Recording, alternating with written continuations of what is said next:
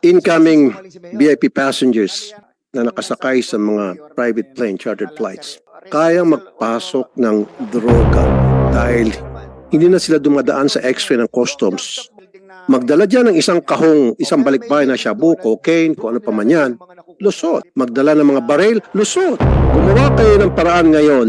Ito mga chartered flights, VIP passengers, I want their baggages inspected, incoming and outgoing. Pag nagalit sila, turo nyo ako.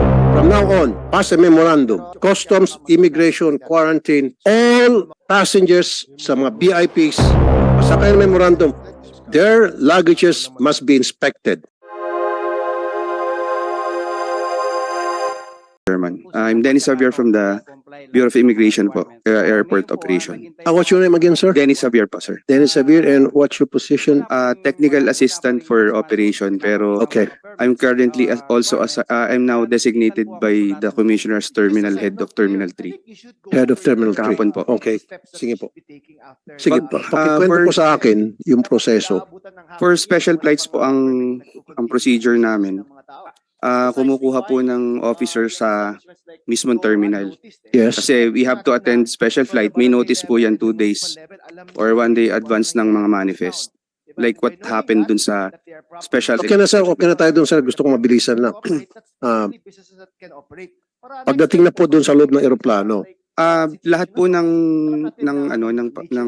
laman ng eroplano, bago ho sila mag-close ng door, ini-inspect po ng officer yan. So kung may sasakyan let's start with the check. passenger muna sir. Passengers. Bali ang officer po nasa site bago dumating yung mga passengers, kailangan mauna po kami para pagdating po nila ipa-process po sila ng mga officers. Okay. Sige po. Nauna na kayo doon. Ilang kayo? 3? From the customs, immigration, Apo. quarantine. 3 palagi yan, tama? Apo. It must be 3 Apo. at all times. PIQ po. Pero may balita ko minsan 1 lang, 2. But anyway, it's another story. Now, run me the process. Yung ginagawa Pagpasok niyo ng mga VIP passengers, yung VIP passengers po, bali dala kami ng service mismo nung handler nung aircraft. So nakaiwalay kami ng sasakyan, dadating kami ron. Pagdating nila, we will inspect their documents. Tapos Documents. na-check na po namin yan sa... inspect the documents. Of course, meron kayong hawak na cellphone ninyo, tama? Apo, bali, yung mga nasa manifest po, chine-check na po namin yan prior departure for special flight. Kahit po diplomatic siya, basta special flight po siya, nakahiwalay po siya sa commercial terminal. Kaya check niyo yung manifest, tapos I-reconcile check po yung namin kanilang yung passport. passport. Opo. And then, Titingnan namin yung bago po namin yan ma-check na-check na po yan sa mismong airport namin, sa office namin. Sine-check namin yung muka ng pasahero do sa passport kasi hinihingi po namin yung data page ng passport. kaya nga, pero hindi na siya dumadaan sa biometrics. Hindi siya pinipicture o fingerprint, tama? Wala na pong Wala na, kaya nga, kasi wala naman kayong dalang... wala po kasi kaming equipment for remote or mobile Correct. processing. You don't have that. All you have is your cell phone. Opo. Personal cell phone pa kuminsan. Ano po? So yun po yung isang Hindi, personal cell phone pa kuminsan. Opo, cellphone po. Tumatawag pa po kami sa Tatawag sa pa, base di ba? namin para Nakakabala naman sa inyo, tatawag pa kayo. Dapat sir, di na. pagka may mga discrepancy sir, lalo na kung may ibang na-add sa manifest, we make sure, or the officer make sure na talagang ma-check niya yung pangalan ng tao tsaka yung passport. Pinipicturean po namin tapos pinadadala namin sa mismong base or doon sa mismong terminal. Pero dahil walang cross-matching at tawag-tawag lang, so nandoon yung possibility or 99.999% na makakalusot nga, napag-usapan na natin kanina rito, ang isang taong na dapat hindi makalabas ng bansa because of that procedure. Unlike kung siya ay dumaan sa processing center tulad ng ginagawa sa lahat. Pag meron tayong processing center, mas madali na ma-check itong mga VIP passengers. Tama? Opo sir. Mas madali na sila They ma-process. will be processed the same as a terminal processing po sa counter. Kasi meron din counter doon na nakalagay, dadaan din talaga sila. With the biometrics, the facial photo. Parang magkakaroon po ng yung pong proposal nyo po kasi last time dun sa special area for the special flights. Talagang they have to pass through the X-ray, dadaan sila sa immigration, may customs, may quarantine po. Correct. Kaya pa rin lumusot, makalabas ng bansa because yung system in place right now is weak. Based dun sa na-mention itong taga-MIA at based sa na-mention ninyo. I think kailangan po talaga siyang i-step up yung mga gamit. Even our mobile system, yung mga gamit namin, instead of us using the phone, sana po, kung makakabili kami ng mga mobile gadgets, we can actually do remote clearance, sir. Kasi yun ang importante sa amin. Ang kailangan namin sa huli pa rin, sir, talaga eh. Yung last clearance or last checkpoint, yun talaga, sir, ang magde-determine whether talagang kung ikaw ba talaga yung tao na dumadaan. Yes, Kaya po yung request ng MIS namin to improve the system, yan po yung talagang prayer namin kasi talagang outdated na po yung mga gamit namin. magkano kailangan po para ma-improve yung system yun na outdated na? Si Sir Jalio, Sir, meron po kaming request nitong 2025 na around. Yun po sa infra po natin sa IT is 1.3 billion. 1.3 billion. Yun po, isa yun sa isang component. Eh kung yan ay magprotekta sa ating national security, that's just piece of cake. And daming mga bilyones na natatapon na sa korupsyon, nabubulsa lang kung sino-sino mga Poncio Pilato. Diba? Eh, samantalang ito, magprotektahan yung national security ng ating bansa. Why not? Ipaglalaban ko yan. Thank you po, sir. Mia, kaya ako nabanggit yan, incoming VIP passengers na nakasakay sa mga private plane, chartered flights, kayang magpasok ng droga. Kahit yan na isang sako pa o isang balikbayang droga, kayang ipasok. Dahil hindi na sila dumadaan sa x-ray ng customs. Lahat ng mga gamit, tulad natin mga regular passengers, isinasalang pagdating. So kung isang pasahero using a chartered flight, magdala dyan ng isang kahong, isang balikbayan na shabu, cocaine, kung ano pa man yan, lusot. Magdala ng mga baril, lusot. Hindi niyo ba napag-isipan to sa MIA? Tama po yan sa mga pinag-iisipan na po namin. Kaya itatayo na po namin yung processing center na sinasabi po nyo. Ang balak po namin, 2 gates po yan. Yung entry at saka exit gates. Gumawa kayo ng paraan ngayon. Ito mga chartered flights, VIP passengers, I want their baggages inspected, incoming and outgoing. Pag nagalit sila, turo nyo ako. Susuportan ko kayo. From now on, pass a memorandum. Customs, immigration, quarantine, all passengers sa mga VIPs, magpasa kayo ng memorandum na their luggages must be inspected. Maabala sila? So what? Takot kayo maabala sila? Turo niyo ako. Sabi niyo ako ang nagpaabala sa kanila. Kung takot kayo, dahil sabi niyo taga-gobyerno di ba? Eh, taga-gobyerno din ako, okay lang ako maabala. Ba't kinatakot sa mga taga-gobyernong ito? Nilukluk nga sila ng taong bayan. Itong taong bayan na nagluluk sa kanila, dumadaan sa butas ng karayom. Samantalang yung naluklok, mayabang. Hindi pwede yan. Di ba, sir? You agree? Thank you, sir. So from now on po, sir, give me a plan. Habang sabi mo, kinakausap niyo yung papasok pa lang na magmamalis ng mga airport natin at habang magpapatayo pa kayo ng processing center, kung papaano nyo gagawing pag-iigpit, anong pag-iigpit ang gagawin yung sistema na lahat ng mga chartered planes, private planes, mga passengers, sila ay na-inspect yung kanilang mga kargamento. Especially itong mga foreigners. Tayo mga Pilipino, kinakalkal yung ating mga gamit, kinakapkapan tayo, at ito mga taga-Pogo, ito mga Chinese nationals, ito mga foreigners, hindi sila na kakapkapan din na inspeksyon mga gamit nila dahil sila ay may pera, sumakay ng chartered plane, nakabayad kaya nila magbayad ng chartered plane, private plane. That shouldn't be. Pantay-pantay dapat tayo lahat. Kaya ba yan, sir? Opo. Walk later. Palaging sira. Malaking pakinabang yan sa mga senior citizen, sa mga PWD. Bakit palaging sira, sir? Nagkaroon po ng hearing noon at nagtanong po si Senator Subiri nung siya ay nakaupo pa ho sa committee po. Binanggit po niyan at sinagot ko naman po that yung mga sira pong escalator, elevator, walkalator, maayos na po. Binanggit ko po sa kanya nung nagtanong siya ng Mayo kung natatandaan ko po. Ang binanggit niya ay kung po pwedeng maayos agad. Sir, Your Honor, ginawa na po namin. Umaandar na po yun kahit papano po. Hindi namin po inantay yung mga ini-import po na para. Sir, meron pa rin po mga sira na mga walkalator. Nakakatanggap pa rin ako ng complaints. Hindi ko naman po sinasabing na nagawa po namin 100%. Pero yung mga I need 100%. I want it 100%. Hindi pwedeng 80%, 90%. No, 100%. Ngayon, yung mga maintenance provider niyo, hindi ginagawang trabaho, sibakin niyo. O baka hindi niyo nababayaran at nabubulsa, kaya hindi nabibigyan ng maayos na trabaho. Sige po, I want it at 100% Yes, sir. na maayos natin yung mga walkolators natin. Gumagana naman po ngayon sa wakas. Ngayon. Apo. So ayaw ko na po makatanggap ng reklamo na yung mga walkolators natin, mga escalators natin, ay sira. Tama, sir? Pag meron ko natanggap, isa lang, at tatawag ko dito sa Senado. Kung gusto mo, dalawang tayo mag-hearing. Okay lang po. Yung pinangako po namin, na tinapos po namin nung January, first week of January, ay June. Pinangako ko po yun, nagawa na po yun. Make sure na regularly maintained ito at wala nang pwedeng masira pa na escalator, walkalator, o elevator. Never ever again. Can I get that commitment from you? Yes, sir. Kundi naman po sa pag-ano, nung inabot ko po yan, sakta ka noon dami ng sira. Within my 7 months, as the GM of the MIA, ginawa ko po lahat ng pwede kong gawin. Kahit na hindi na po Japanese yung partes, kumuha na po kami na made in China na pinagpaalam ko po sa committee.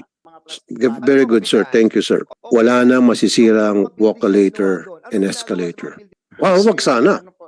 At Kasi, all times. sir, hindi Kasi po, paano maiwasan yan?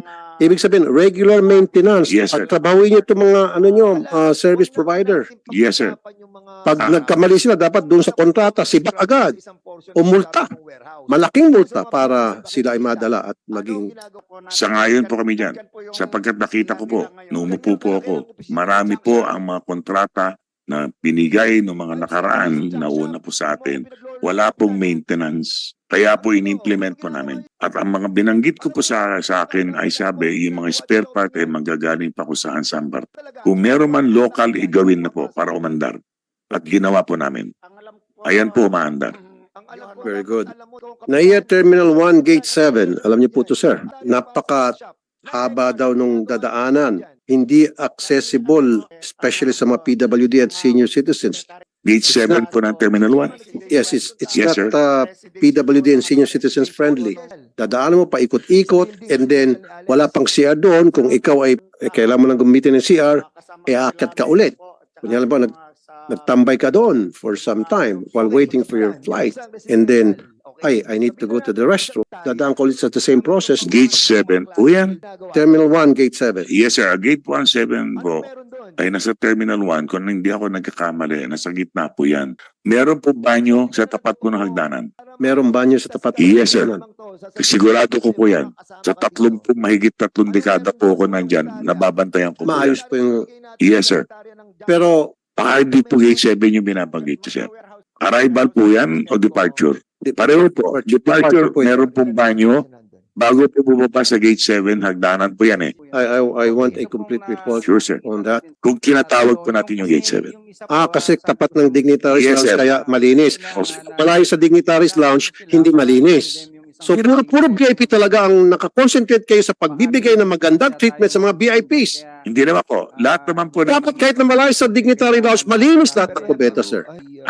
Natiyempo lang po na malapit sa VIP Dignitaries Lounge po sa arrival. Opo. Yung sinasabi po nyo. Kung yun pong Gate 7 ang sinasabi. At in fact, marami po tayong gate. At ito na po ay ating ginagawa. Ito mga lahat po ng mga comfort rooms, mga pangailangan ng ating pasahero, ay malugod po namin ginagawa. Mine-maintain po yan. Passengers Bill of Rights. Meron nga mga nakapaskil, kanto-kanto, na hindi nadadaanan ng mga pasahero. Ito, sa ilalim ng hagdan, tabi, corner, at hindi readable, tatamarin ka. Dapat visible sa mga pasahero. Pag nag-check-in sila, pag nag-arrive sila, para kung nagkaroon ng problema, they know what to do and they know their rights. Yes, sir. In fact, sir, madalas po kami nag-uusap ng ating CAB Executive Director at ang kanyang team. Nagpapalagay po kami. Siguro po kung hindi po masyadong malaki yan, madalas po, Yung Passenger Bill of Rights, yes, sir. kailangan, yan po ay nababasa ng mga pasahero, nakapaskil po dapat yan sa mga lugar conspicuous na makikita po ng each and every passengers Tama po. going out and coming in. Nakita niyo po yung picture yun, oh. Tagong-tago. At sinong tatamarin ka magbasa niyan? Kung ako dapat, meron kayong pwedeng tarpaulin o pwedeng nakapaskil sa center na makikita. Kung pwede, gumamit pa kayo ng mga personality na kilala. Agaw pansin. Nandito yung picture ni so-and-so. Yes, sir. Ano kayo sinasabi nito? Babasahin ng pasahero. Kung maglalagay ka lang ng ganon, parang notice, tapos may mga numero, ang liliit pa ng font, mahirap basahin, hindi mababasa ng pasahero. Susubukan po namin palakihin sapagkat lahat na naman po, ang dineploy na po namin yan sa lahat ng terminal, particularly po sa mga areas na mapapasok po yung ating mga pasahero. Kung sakali man po maliit po yan, isusubukan namin palakihin. Sapagkat ito po ay sinusunod din naman namin. Madalas po kami nagpupulong po ng ating director ng CAB at ang kanyang team. At lagi po namin chinecheck po yan. So ngayon, alam ko po siguro, baka mahaba po yung Air Passenger Bill of Rights. Kung inyo pong marapatin, matagal na po namin pinag-aralan. Way back pa po yan. Kung maliit man po yan, pwede namin papagandahin, mas malaki. Yun lang nga po, siguro, mas maganda nga siguro kung mukhang tama po kayo. Mukhang di ko O, di ba, sir? Siguro, lakihan na lang po namin. lalakyan at conspicuous. Yes, sir. Doon sa lugar na dadaan ng mga tao, may kita talaga. At maganda yung pagka-imprenta. Sino ba naman sisipagin magbasa niyan? Nagmamadali lahat ng pasahero. Yung mabilis na mabasa, uy, tapos sabi ko, maglagay ka ng mukha ng isang personality doon. Artista, di ba? Uy, sino kaya to? Ba't kaya to nakatayo dito? O bakit kaya nakalagay mukha niya sa airport? Yung pala, nagbibigay lang siya ng abiso. Diba? Mababasa. Alam ko bakit ko ini-insist na dapat sa isang conspicuous place, especially arriving passengers, yung Bill of Rights. Halimbawa, nakansela yung kanilang flight. Matagal sila mag-antay sa susunod na flight. Nasa Bill of Rights ng passengers yan na dapat sila inaalagaan, binibigyan ng snacks man lang. Para sabihin ng mga pasahero, gutom na ako matagal pa pala yung susunod kong flight. Dapat mayroong pagkain mula sa aeroplano at dapat mayroong isang desk dyan na pwedeng agad ma-address yung problema nila. Pupunta doon sa desk yung mga pasahero na, nakalagay sa Passenger Bill of Rights na dahil sa inyo, kayong nag-cause ng delay, hindi, kung problema nyo yung pag-provide ng proper time na mapunta yung aeroplano, that's your fault, pakainin nyo kami. Tama po yun, sir. In fact, sir, if you don't mind, with all due respect to our colleagues in the airlines, no, sila po dapat, ang airline po ay dapat sila ay namamahala sa kanilang pasahero. In fact, kung babasahin natin yung Air Passenger Bill of Rights, ang airline po ang may karapatan po yan na magbigay ng tulong sa mga pasahero na nade-delay. Meron pong rule yan merong oras kung sakali kailangan mo magbigay ng snacks kung kinakailangan. At pangalawa po, kasama rin po yan kapag na-delay yun, na-cancel yung flight. Ang airlines naman po ay nag-respond. Sila po ay nagbibigay ng libreng rebooking at lahat. Sir? DOTR, right?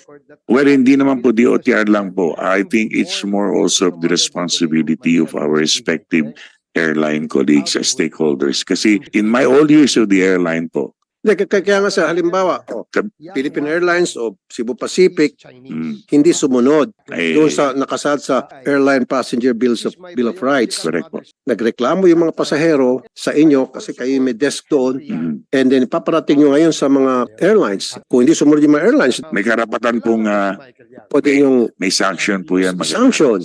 Yes, sir. Di ba? Yes, sir. Then, kaninong responsibility po yun? Responsibility po ng airline at ini-implement po yan ng Civil Aeronautics Board. Kapag sila ay nag-violate po yan, may karapatan pong sanction o parusa.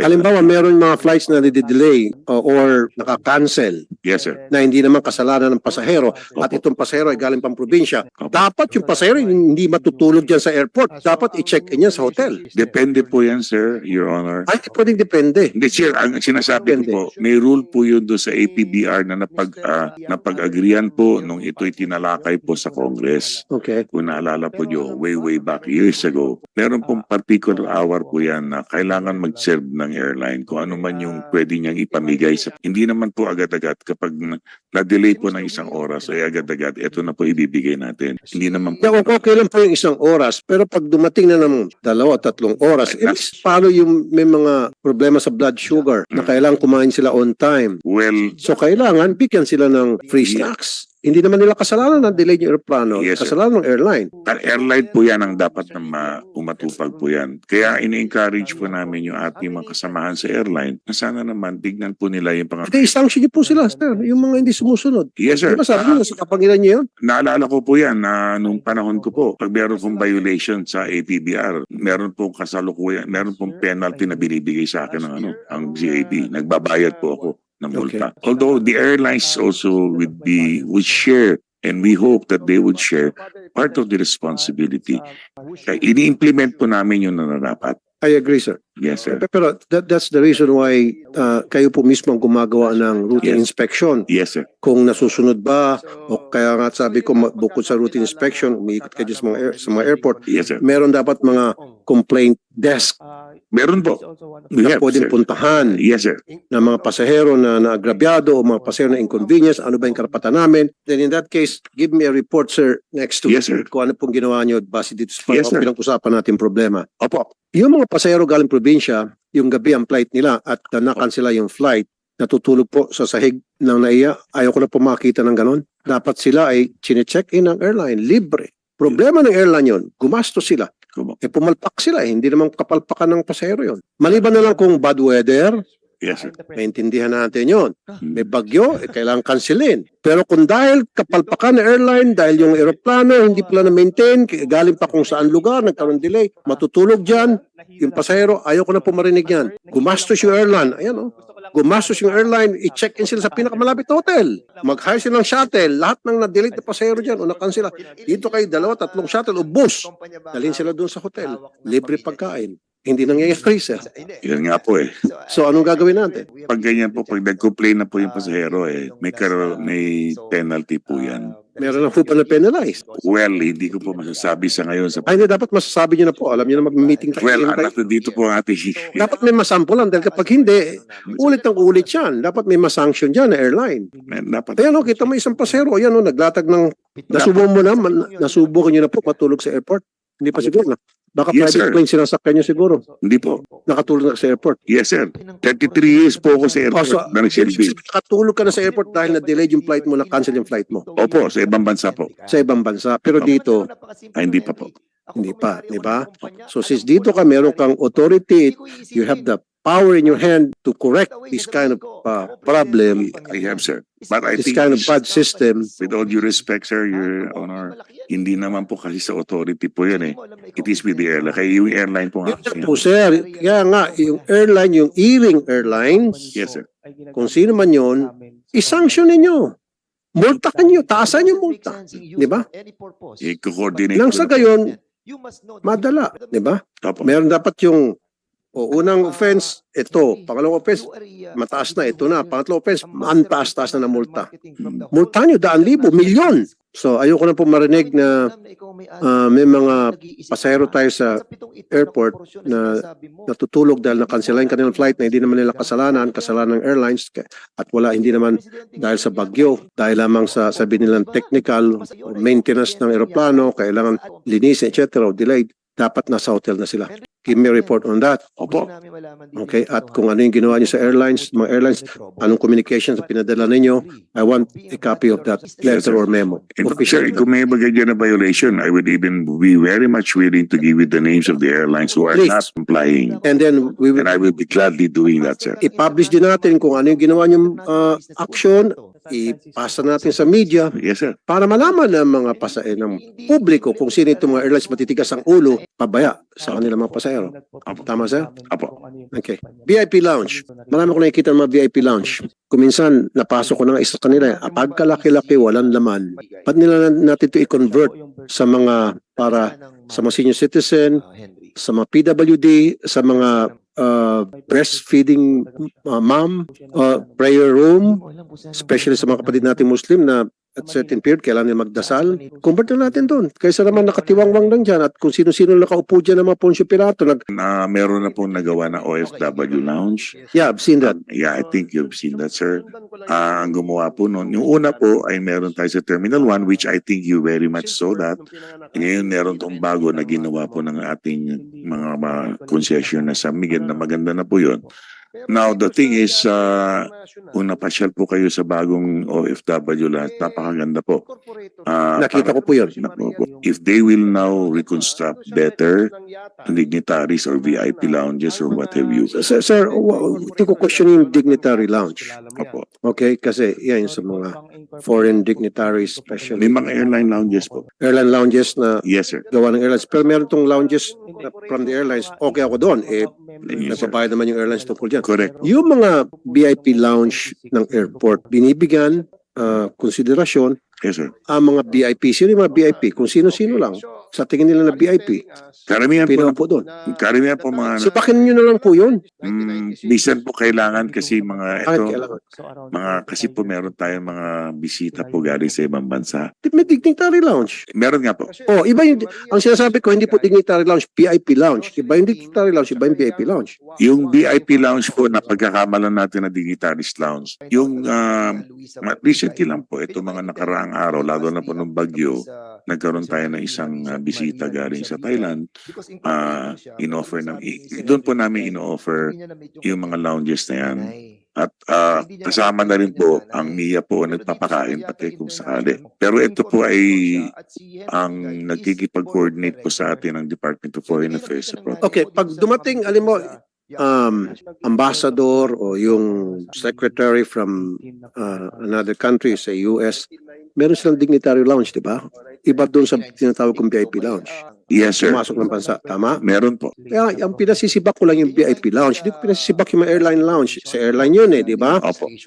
Nagbabayad sila doon Opo. para magkaroon, ma-occupy yung space there. Tama Yung po. mga VIP lounge na ibinibigay lamang sa mga VIP sa tingin ng mga taga-airport. Sa anak ni congressman, ni senator, ni Gob, ni secretary, etc. Yun yung alisin natin. Darating po kami dyan. Yan na po. Sayang yung space na po yun. Yan na po. Kung natin sa mga senior citizen, di ba? Kasi minsan puno na po yung upuan, pila na. Yung mga senior citizen, hindi alam kung saan pipwesto. Yung mga PWD, kasi matanda na. Doon dapat sila. At may tagahatid sa kanila doon, may nakabantay na para itulak sila yung kanilang wheelchair doon. And then pag ready ng sumakay, mayroon mag-assist sa kanila papunta ng aeroplano. Give me an audit dito sa mga VIP lounges Yes, at sir. ibang airport. And we will At also, kailan niyo po sisibakin yun para i-convert na lang sa magiging usable para sa mas nangangailangan, hindi sa mga VIP. Masyado tayong concern sa mga VIPs Sobra. Parang, gino-Diyos natin yung mga VIP. ang ito naman po mga VIPs po na binabanggit po namin. Ano pa nagagawa ng mga VIPs ito sa bansa natin? Mga bisita po yan, foreign. Kung na nga, meron na nga foreign dignitaries. Nandiyan, at yung mga VIPs na ito, ang ticket nila first class. Wala namang economy class na VIP na dignitaries, right? O, puro first class to. Siyempre, kung first class, merong mabuhay o merong airline lounges na pwede silang puntahan. Yes, sir. Tama? Kung Philippine Airlines ka, meron yung Philippine Airlines Tama. Mabuhay Lounge. Tama. Di ba? Kung Emirates ka, meron naman lounge para sa Emirates. Meron. Bakit? Para saan pa yung mga VIP lounges na yan? At sige ro, ito po, gagawin po namin yan. Titignan na po namin, lalo na po itong darating September. Marami na pong plano itong concessionaires natin.